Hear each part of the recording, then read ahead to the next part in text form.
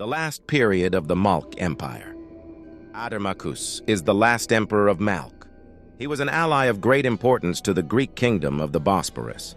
Lucanor, who was king of the Bosporus kingdom, was a close friend of Adermachus.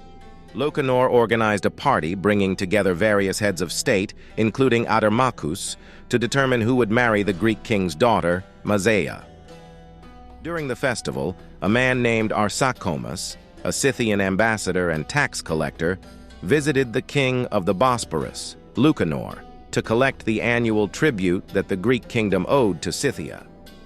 Arsacomus, infatuated with the girl, dared to propose to her, but was rejected due to his modest status and lack of wealth, being considered a commoner among the Scythians. The Caucasian nobles at the table made fun of him, thinking he was drunk.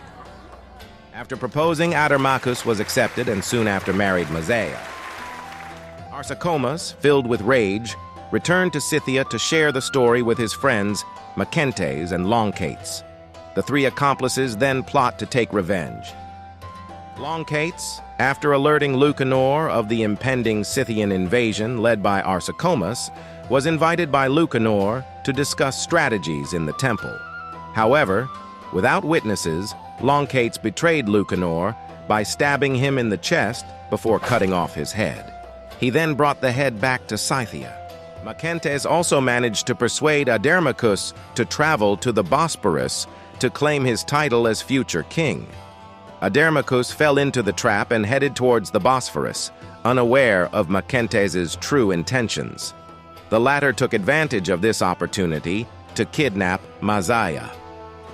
Once the deception was discovered, Adermachus returned to Mallia and prepared to invade Scythia.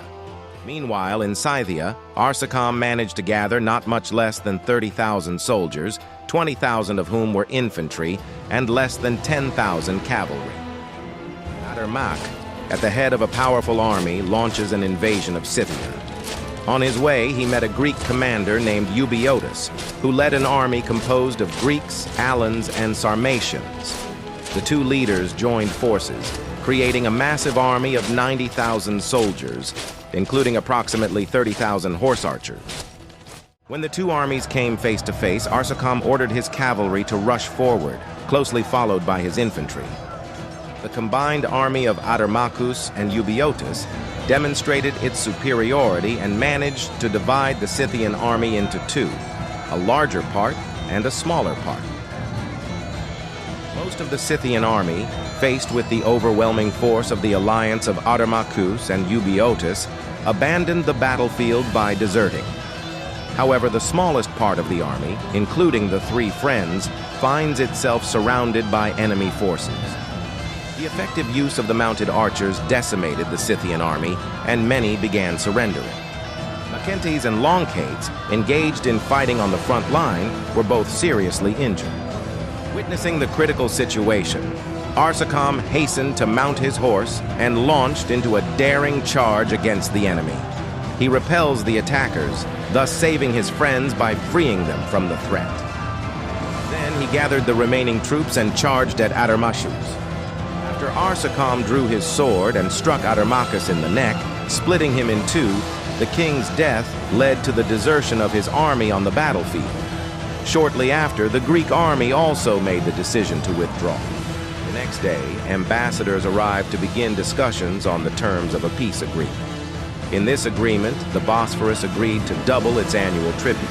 Malkh agreed to release all prisoners of war, and the Alans promised to subdue the Scythians, a tribe that had revolted against the Scythians.